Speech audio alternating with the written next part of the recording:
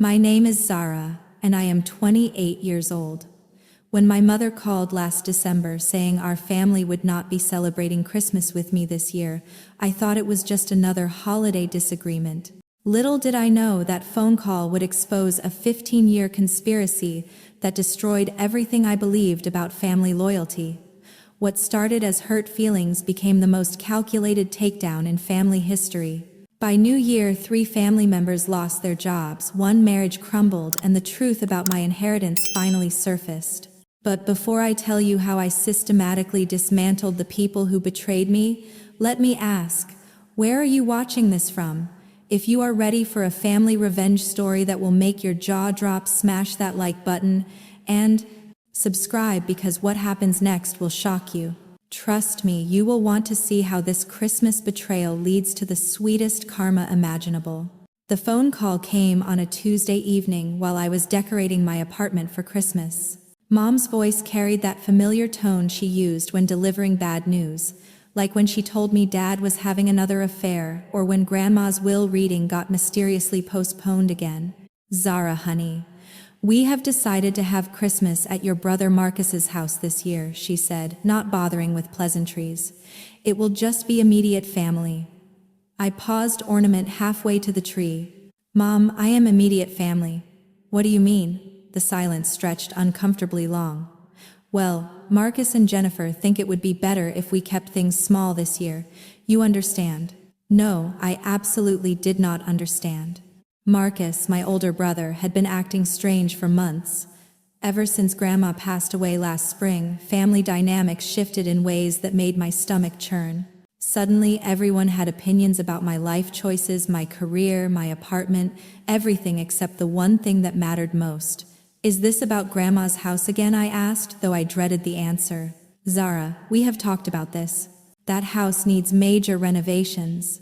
Marcus and Jennifer are in a better position to handle the responsibility. That house, the Victorian home, where I spent every summer as a child, where Grandma taught me to bake her famous apple pies, where she promised me countless times that it would be mine someday. The house that somehow became Marcus's responsibility the moment Grandma died, despite her telling me for years that she was leaving it to me in her will." After hanging up, I sat in my living room surrounded by half-hung Christmas lights and felt something crack inside my chest. Not heartbreak exactly, but something colder, more dangerous. I opened my laptop and did what any millennial does when family gets complicated. I started investigating. The first red flag appeared within 20 minutes. Marcus's LinkedIn profile showed a promotion to senior partner at his law firm effective 6 months ago. Strange, since he had been complaining about money troubles and asking to borrow cash from me regularly. Jennifer's Instagram, which I rarely checked, showed photos of their recent vacation to Europe, a new BMW, and what looked like expensive home renovations.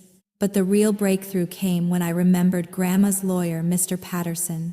She had mentioned him dozens of times, always saying how trustworthy he was, how he understood her wishes perfectly. I called his office the next morning. "Miss Hartwell," his voice brightened when I gave my name. "I was wondering when you might contact me. I have been trying to reach you regarding your grandmother's estate." My blood turned to ice. "What do you mean?" I thought everything was handled. "Handled? By whom? I have been waiting for you to schedule an appointment to discuss your inheritance. Your grandmother left quite detailed instructions." The room spun around me. "Mr. Patterson, my family told me there was no will. They said Grandma died intestate, and everything went to my parents and Marcus." The silence on his end lasted an eternity. When he spoke again, his voice carried the weight of a man delivering devastating news. "Miss Hartwell, there most certainly is a will. A very detailed one, updated just 6 months before your grandmother passed. She left the house, her savings account, and several family heirlooms, specifically to you. She was quite adamant about it." I gripped the phone so tightly my knuckles went white. "How much was in the savings account?" "Approximately $400,000. The world tilted off its axis. $400,000. Plus the house, which was worth at least $300,000 more. My family had not just excluded me from Christmas, they had stolen my entire inheritance. "Mr. Patterson, can you meet with me today?" "Of course. But Miss Hartwell, I must warn you, if your family has been managing the estate illegally, this could become a very serious legal matter." After hanging up, I sat motionless for what felt like hours. Everything suddenly made sense. Marcus's promotion and new lifestyle. Mom's sudden distance and criticism of my choices. Jennifer's smug comments about financial responsibility whenever we talked. They had all known. They had planned this. But what shattered me most was realizing this conspiracy started while Grandma was still alive. They had spent her final months planning how to cut me out, probably poisoning her against me, making her doubt her decision to leave me the house. Except they miscalculated one crucial detail. Grandma had already signed the will. I spent the rest of that day in a strange, crystalline clarity. The hurt was there, cutting deep, but something else was building underneath it. Something patient and methodical and absolutely unforgiving. They wanted to play family politics. They wanted to steal what was rightfully mine and then exclude me from Christmas like I was some distant relative. Fine. But they had made one fatal error. They underestimated exactly how far I was willing to go to expose the truth. As I drove to Mr. Patterson's office that afternoon, I was not thinking about forgiveness or family reconciliation. I was thinking about justice, about consequences, about making sure that everyone who participated in this betrayal would face exactly what they deserved. The meeting with Mr. Patterson confirmed my worst fears and gave me the ammunition I needed. Grandma's will was ironclad. The house was mine, the money was mine, and more importantly, Marcus as an attorney had definitely known this when he convinced my parents to go along with his scheme. Walking out of that office, inheritance documents in my purse, I felt something I had never experienced before.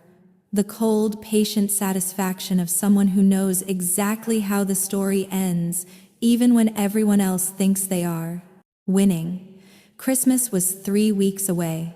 That gave me plenty of time to prepare the most unforgettable family reunion in our history. The transformation happened overnight. Where grief and confusion had lived, now resided something far more dangerous: absolute clarity of purpose. I drove home from Mr.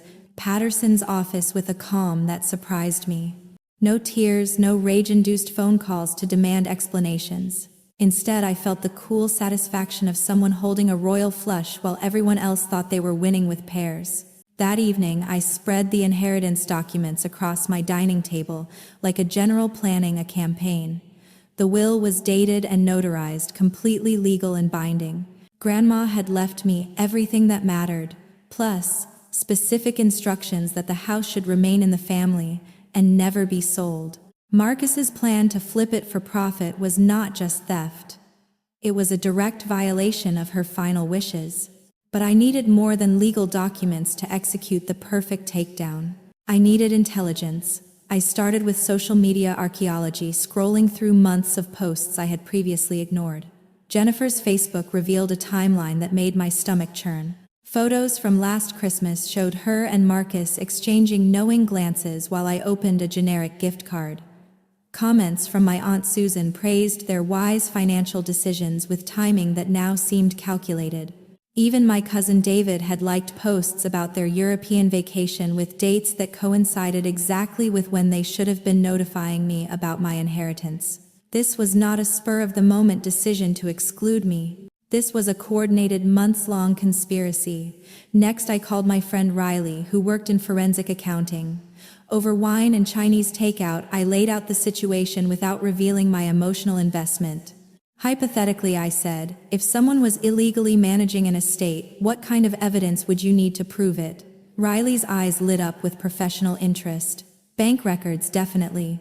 Any documentation showing they accessed accounts they were not authorized to touch. Communication records proving they knew about the will. And if they have been spending the money, receipts showing sudden lifestyle improvements. How hard would that be to obtain? For someone with the right legal standing, not hard at all, especially if they filed any paperwork claiming to be the legal heir. That creates a paper trail. Perfect. The next morning, I made 3 strategic phone calls. First to my own attorney, a sharp woman named Rebecca Chen, who specialized in estate disputes. Second to a private investigator recommended by Rebecca. Third to my boss, requesting 2 weeks of vacation time, starting the Monday before Christmas. Family emergency, I explained, which was not technically a lie. Rebecca's assessment was swift and brutal. Zara, what your family has done is called inheritance fraud. It is a felony. If they have accessed accounts or sold property that legally belongs to you, they could face significant criminal charges. What are my options? We can file immediately to freeze all assets and demand an accounting. But I need to warn you, this will destroy your family relationships permanently. Are you prepared for that? I thought about Grandma's last birthday when she pulled me aside and whispered, "Promise me you will take care of the house, sweetheart. It holds all our family memories." I thought about Marcus laughing at my financial struggles while sitting on my inheritance. I thought about Mom's voice when she excluded me from Christmas, cold and dismissive like I was some inconvenient outsider. Rebecca, my family relationships were destroyed the moment they decided to steal from me. I am just making it official. The private investigator, a former police detective named Thomas Walsh, was equally direct. Within 48 hours, he confirmed what I suspected. Marcus had filed preliminary paperwork, claiming to be the primary beneficiary. Bank records showed large transfers from Grandma's accounts to his personal checking. Most damning of all, he had already contacted real estate agents about listing the house. "Your brother has been very busy," Thomas said, sliding a folder across my kitchen table. "And very sloppy. He left a paper trail that a first-year law student could follow. But the most valuable intelligence came from an unexpected source, my cousin Emma Marcus's daughter, who was home from college and apparently had been watching the family drama unfold with growing discomfort. I ran into her at the coffee shop where she worked part-time, and what started as casual conversation became a revelation. "Aunt Zara, can I ask you something?" Emma's voice was hesitant, guilty. "Are you really not coming to Christmas because you are busy, or because of the thing with great-grandma's house?" My heart rate spiked, but I kept my voice casual. "What thing with the house?" Emma glanced around nervously. "Mom and Dad have been fighting about it for weeks. Dad says it is legally complicated, but Mom thinks they should have told you about the will sooner. She says Dad convinced Grandpa and Grandma Hartwell that you were not ready for that kind of responsibility." The manipulation went even deeper than I thought. Marcus had not just stolen my inheritance. He had poisoned my grandparents against me, convinced them I was irresponsible, unworthy of Grandma's trust. "Emma, what exactly did your dad tell them about me?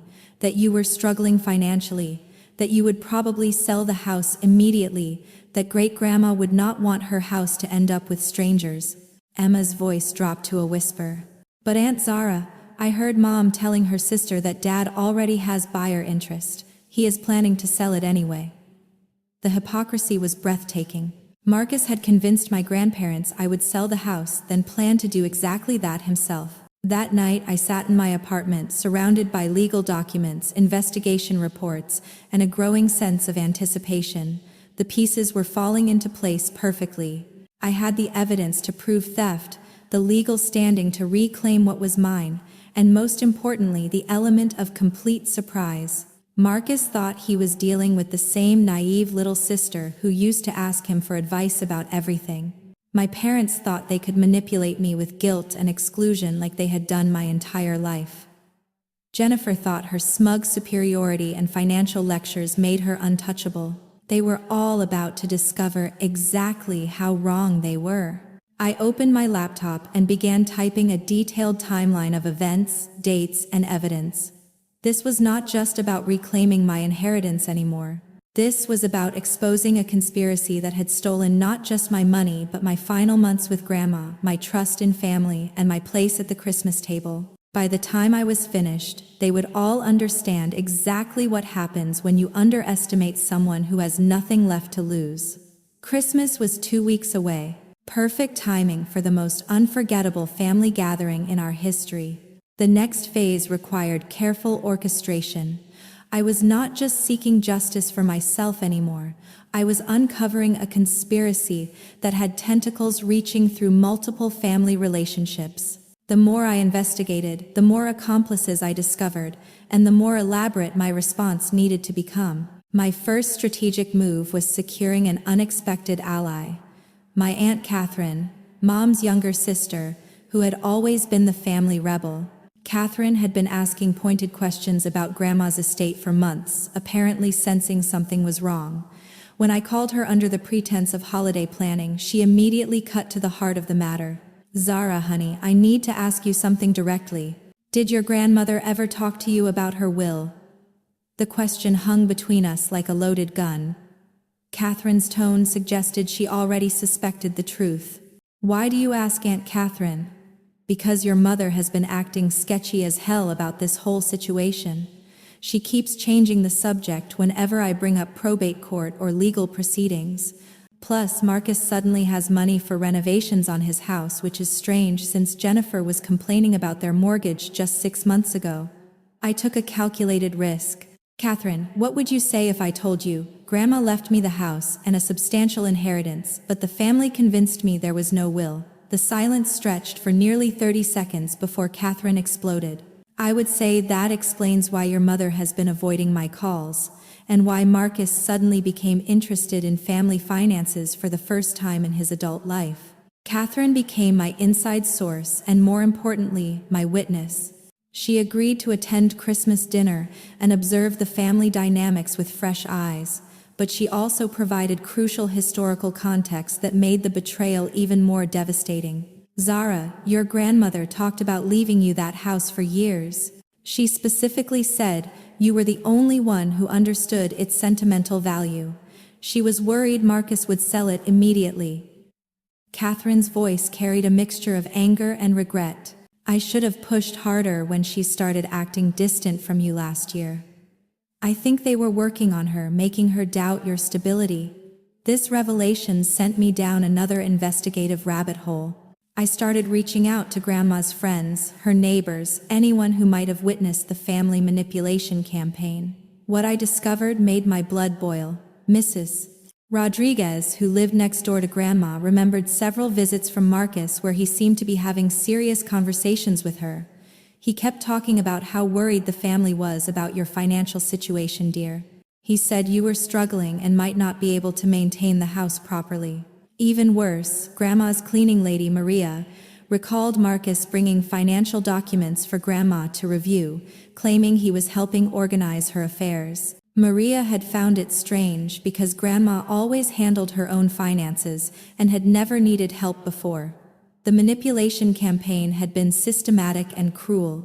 They had spent Grandma's final months undermining her confidence in me, making her question the decision she had already made.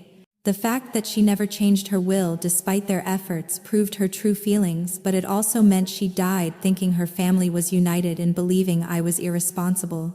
Armed with this information, I made my next strategic move, documenting everything with professional precision. Rebecca helped me file a formal petition with the probate court, demanding an immediate accounting of all estate assets and transactions. This legal filing would become public record, meaning Marcus could not claim ignorance about the legitimate will. But I wanted more than legal victory. I wanted complete exposure. Thomas, my private investigator, had been busy following the money trail. His latest report revealed that Marcus had not just accessed Grandma's savings account. He had also liquidated her stock portfolio and closed her safety deposit box. The total theft was approaching $600,000, not including the house. "Your brother has been treating your grandmother's estate like his personal piggy bank," Thomas explained. "But here is the interesting part. He has been careful to keep transactions under certain thresholds, suggesting he knows exactly what he is doing legally. This was not accidental or emotional. This was calculated fraud." The evidence was overwhelming, but I needed one more element for the perfect takedown: timing that would maximize impact and ensure everyone understood the consequences of crossing me. That opportunity came when Emma called me in tears. "Aunt Zara, I think I made a huge mistake. I told Dad that I talked to you about the house situation, and he completely lost it. He said if you try to make trouble, he will make sure the whole family knows about your financial problems and your relationship issues. The threat was exactly what I needed. Proof that Marcus knew he was guilty and was preparing to destroy my reputation to protect himself. But Emma's call also revealed something else. Jennifer was having doubts about the whole scheme. Mom has been crying a lot lately, Emma continued. She keeps saying she never wanted to hurt you, that this whole thing got out of hand. I think she wants to tell you the truth, but Dad says it is too late now. Jennifer's guilt became another strategic opportunity. I arranged to accidentally run into her at the grocery store where she shopped every Thursday evening. What started as an awkward encounter became a confession that exceeded my wildest expectations. Zara, I feel terrible about Christmas, Jennifer said, her voice shaky with emotion. This whole situation has gotten so complicated. I played the role of confused, hurt family member perfectly. Jennifer, I just do not understand why everyone is acting so strange. Did I do something wrong? The guilt and stress of maintaining the lie for months had clearly been eating at her. Within 20 minutes, she had admitted that Marcus had convinced the family there were legal complications with the will, that he was protecting everyone by handling things quietly, and that excluding me from Christmas was supposed to give them time to figure things out. But the most damning admission came when she broke down completely. He said you would never have to know about any of this if we just waited until after the house sold. He promised we were protecting you from the stress of legal issues. Jennifer was crying openly now. But I know this is wrong. I know we should have told you immediately. I comforted her while internally celebrating. Jennifer had just admitted to knowing about the will, participating in the cover-up, and understanding that their actions were legally questionable. Even better, she was clearly prepared to break ranks when confronted with consequences. That evening, I called Rebecca with updates and a new strategy. I want to give them one final chance to come clean before we destroy them completely, I explained. Christmas dinner in front of the entire family. If they confess and make immediate arrangements to return everything, I might consider handling this privately. If they continue lying, we go nuclear the next day. Rebecca was skeptical. Zara, showing your hand early gives them time to prepare defenses. Trust me, Rebecca. These people are not prepared for this level of strategic thinking. They have been operating under the assumption that I am too naive and too emotionally dependent on family approval to fight back seriously. I was done being underestimated. Done being the family member everyone could manipulate with guilt and exclusion. Done pretending that blood relations mattered more than basic human decency. Christmas was 1 week away, and I had everything I needed. Legal standing, documented evidence, credible witnesses, and the element of complete surprise. They wanted a small, intimate family Christmas without me. Perfect. They were about to get the most intimate family conversation of their lives, with consequences that would echo for years. The stage was set for the most memorable Christmas dinner in family history. Christmas morning arrived with crystalline perfection. I woke before dawn, not from excitement but from the steady anticipation of someone who had planned every detail of what was about to unfold. I dressed carefully, professional but approachable, the kind of outfit that said reliable family member rather than avenging angel. The irony was not lost on me. My phone buzzed with a text from Emma. Dad seems really nervous today. He keeps asking if you are definitely not coming. Perfect. Marcus's anxiety meant he suspected something but could not pinpoint the threat. That uncertainty would work in my favor. At exactly 2 o'clock, I knocked on Marcus's front door, carrying a beautifully wrapped gift basket and wearing my brightest smile. Jennifer answered, her face cycling through confusion, panic, and forced politeness in rapid succession. Zara, what are you doing here? I thought you were not coming today. Change of plans, I said cheerfully, stepping inside before she could object. I realized family is too important to let misunderstandings get in the way of Christmas. The living room fell silent as I entered. Mom sat frozen with a wine glass halfway to her lips. Dad looked genuinely confused, clearly not fully informed about the conspiracy. Marcus stood near the fireplace, his lawyer instincts probably screaming that something was very wrong. Surprise! I announced, setting my gift basket on the coffee table. I brought something special for everyone. Catherine, who had arrived early as planned, caught my eye and nodded slightly.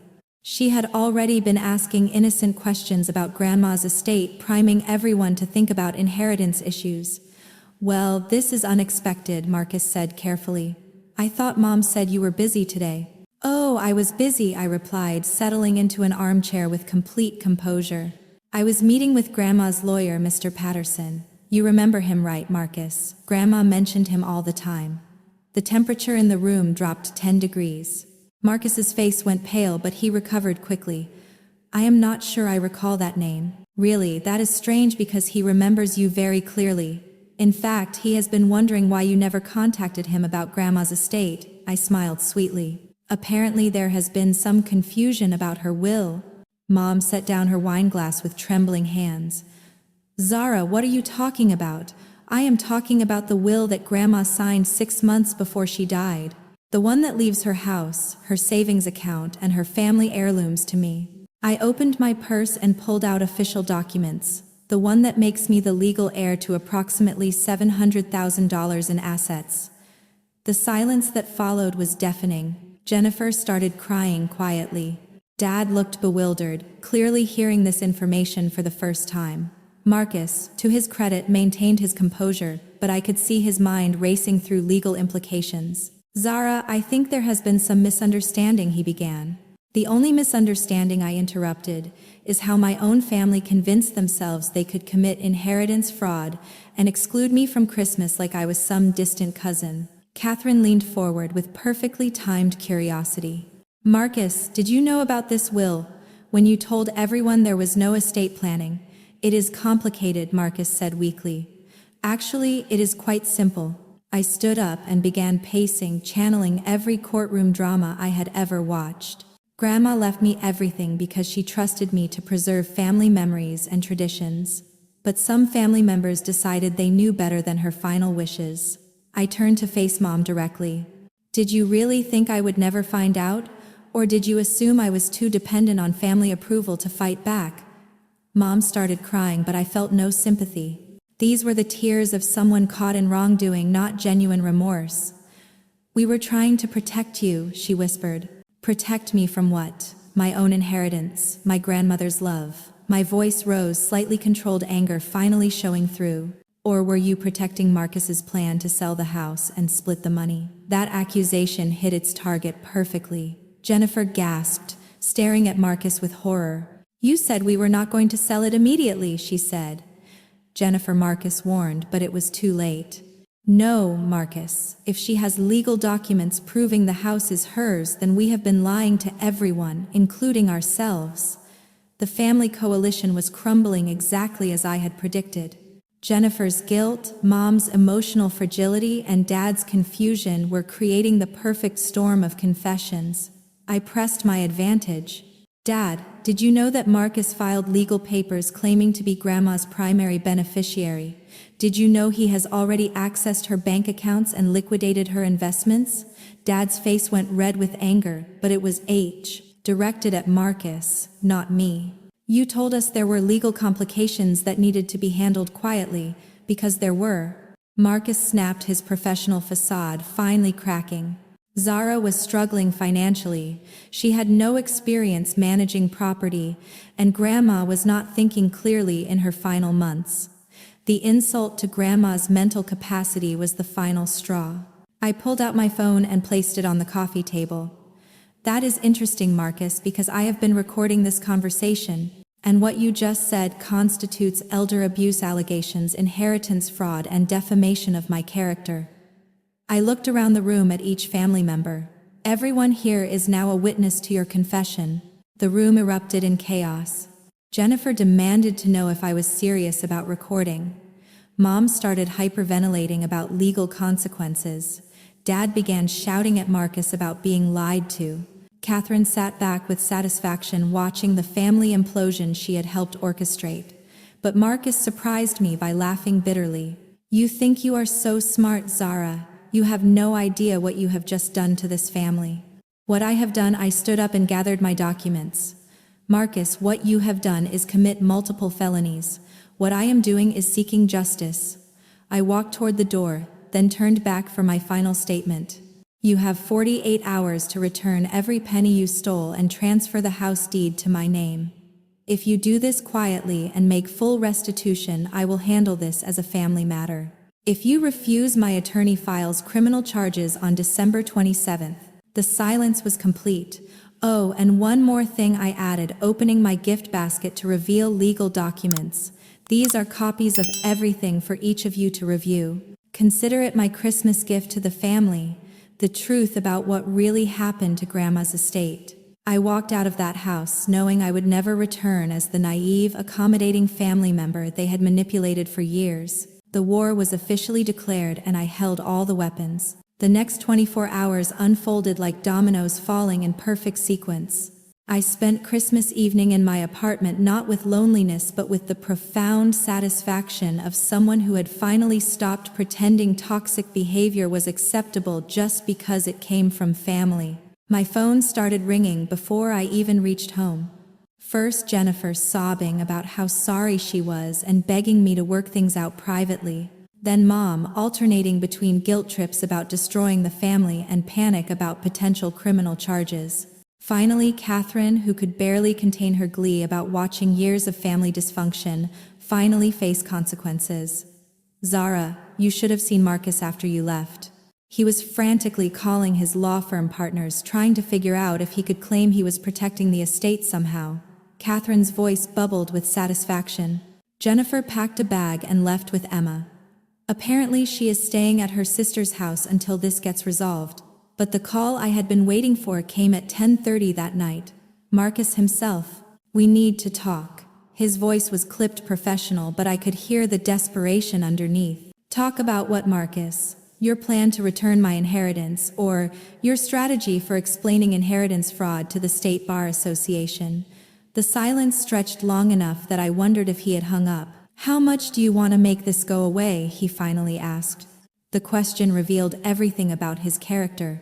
Even caught red-handed with documented evidence, Marcus believed this was a negotiation, that everyone had a price for tolerating criminal behavior. Marcus, I want exactly what Grandma left me. The house, the money, and the family heirlooms. I also want a written confession about what you did and why you did it. That is impossible. A written confession would destroy my career. Your career should be destroyed. You are an attorney who committed inheritance fraud against his own sister. My voice was ice-cold calm. But here is what I find most interesting. You are more concerned about your reputation than about the fact that you stole from family and lied about a dead woman's wishes. Another long pause. What if we split everything 50-50? You get half the inheritance. I keep the other half for managing the estate complications. The audacity was breathtaking. Marcus, you do not get a commission for stealing from me. This is not a business transaction. This is you returning property that was never yours. I hung up before he could respond. Let him spend the night wondering exactly how serious I was about criminal prosecution. The next morning brought unexpected validation. Thomas called with updates that exceeded even my hopes for thorough justice. Your brother made some interesting phone calls yesterday after your family meeting, he reported, including one to a real estate agent about postponing the listing due to family complications, and another to his bank about temporary liquidity issues. Even better, Thomas had been monitoring Marcus's financial activities through legitimate channels. He tried to transfer a significant amount of money yesterday evening, probably attempting to hide assets before legal proceedings begin. Unfortunately for him, banks keep records of everything. The attempted asset concealment was another felony, adding to Marcus's growing legal problems. But the most satisfying news came from an unexpected source. Your sister-in-law called my office this morning, Rebecca informed me. Jennifer wants to know if cooperating with our investigation would provide her any legal protection. Jennifer was preparing to flip on Marcus completely. The marriage that had conspired to steal my inheritance was imploding under the weight of criminal consequences. But the real breakthrough came when Dad called me directly. Zara, I need you to know that I had no idea about any of this. His voice was heavy with exhaustion and anger. Your mother and Marcus told me there were probate complications that required family decisions, but they never mentioned an existing will or your grandmother's specific wishes. This was crucial. Dad's testimony would prove that Marcus had lied to multiple family members, not just me. Dad, what exactly did they tell you about why I was not included in Christmas planning? Marcus said you were going through financial stress and family obligations might make things worse for you. He convinced me that excluding you was somehow protective. Dad's voice broke slightly. I am so sorry, sweetheart. I should have questioned why we were making decisions about your life without talking to you directly. The manipulation had been even more extensive than I realized. Marcus had not just stolen my inheritance, he had turned my own parents against me using fabricated concern for my well-being. By December 26th, the family infrastructure had completely collapsed. Mom was staying with her sister, refusing to answer calls from anyone. Jennifer had moved out permanently and was cooperating with my attorney. Emma was asking pointed questions about her college tuition funding, apparently realizing her education might have been financed with stolen money. Most importantly, Marcus was beginning to understand that his legal position was untenable. Rebecca called that afternoon with the news I had been anticipating. He wants to negotiate a settlement. Full restitution plus penalties in exchange for avoiding criminal prosecution. What kind of penalties he is offering to pay for all legal fees, investigative costs, and what he calls emotional damages, essentially a financial acknowledgement of wrongdoing without a formal confession. It was tempting to accept immediate resolution, but I realized this was bigger than just recovering my inheritance. This was about ensuring that Marcus faced real consequences for his actions, and that the rest of my family understood the price of participating in betrayal. Rebecca, what happens if we reject his offer and proceed with criminal charges? Given the evidence we have compiled, prosecution would likely result in felony convictions, disbarment, and significant prison time. However, criminal proceedings could take months or years to resolve. I thought about Grandma, about her final months spent doubting my worthiness because of Marcus's manipulation. I thought about every family gathering where I had been subtly excluded or criticized. I thought about Christmas dinner watching people who claimed to love me plot to steal my future. Rebecca, prepare a counteroffer. Full restitution, documented confession, resignation from his law firm and community service, specifically related to elder abuse prevention. If he refuses, we file criminal charges immediately. The war was almost over, but I wanted complete victory. Not just recovered assets, but accountability that would prevent Marcus from ever manipulating vulnerable family members again. Justice was not just about getting my inheritance back. Justice was ensuring that everyone involved understood the true cost of betraying family trust. New Year's Eve arrived with poetic justice. While most people were celebrating fresh starts, I was signing documents that officially returned my grandmother's entire estate to its rightful owner, me. Marcus had accepted my terms completely, including the written confession that detailed his manipulation campaign and theft of assets. The confession was devastating in its thoroughness. Marcus admitted to knowing about Grandma's will from the beginning, deliberately misleading family members about probate complications, accessing accounts without authorization, and planning to sell the house despite Grandma's explicit wishes against it. Most importantly, he acknowledged manipulating elderly Grandma during her final months to create doubt about my stability and worthiness. Rebecca handed me the keys to Grandma's Victorian house with a smile that matched my own satisfaction. In 30 years of estate law, I have never seen someone execute such a thorough takedown of inheritance fraud. Your documentation and strategic thinking were absolutely brilliant. But the legal victory was just the beginning of my family's reconstruction.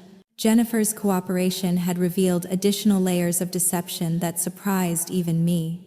Apparently, Marcus had convinced her they were protecting the family from my alleged irresponsibility, while simultaneously planning to use my inheritance to fund their lifestyle upgrades and Emma's college expenses.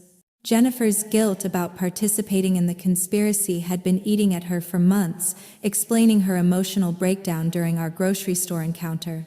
The most unexpected development came from Emma herself. My college-aged niece called me directly to apologize and to ask if she could help restore Grandma's house to honor her memory properly. "Aunt Zara, I want you to know that I never felt right about any of this," Emma said during our first honest conversation. "Great-grandma talked about you constantly. She was so proud of your independence and your values. She specifically said you were the only family member who really understood what that house meant." Emma became my first ally in rebuilding authentic family relationships based on honesty rather than manipulation. We spent New Year's Day going through Grandma's belongings together, discovering photo albums and letters that revealed the depth of Grandma's love for me and her genuine desire for me to inherit her most precious possessions. Among her papers, we found multiple drafts of letters Grandma had written but never sent, expressing frustration with Marcus's pushy advice about her finances and confusion about why I had supposedly stopped visiting as often. The letters proved that Marcus's manipulation campaign had succeeded in making Grandma doubt our relationship during her final months, which made his crimes even more unforgivable. But Grandma had also left something Marcus never discovered: a sealed envelope in her bedroom, safe marked for Zara when she inherits the house. Inside was a handwritten letter that brought me to tears and vindicated every decision I had made about fighting for justice. "My dearest granddaughter," the letter began, "if you are reading this, then my house has come to you as I always intended. I want you to know that no matter what anyone has told you about my final wishes, you were always my choice to carry on our family legacy. This house holds 4 generations of memories, and I trust you to preserve them while creating your own. Some family members may question my decision, but I know you understand that love is not just about blood relations. It is about choosing to honor what matters most." The letter continued with specific instructions about family heirlooms, favorite recipes, and garden care that proved Grandma had been planning my inheritance for years. Most meaningfully, she had written, "Remember that family is not just who shares your DNA. It is who shares your values, supports your dreams, and stands by you when life gets complicated. Choose your family wisely, sweetheart." Those words became my guiding principle for rebuilding relationships in the aftermath of the inheritance war.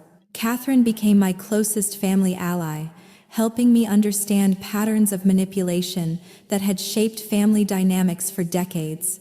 Together we realized that Marcus had been controlling family narratives and financial decisions long before Grandma's death, always positioning himself as the responsible decision-maker while undermining other family members' confidence. Dad, once he understood the extent of Marcus's deception, became genuinely supportive of my decisions and apologetic about his role in excluding me from Christmas. Our relationship improved dramatically once he realized that Marcus had been manipulating him as much as anyone else. Mom's response was more complicated.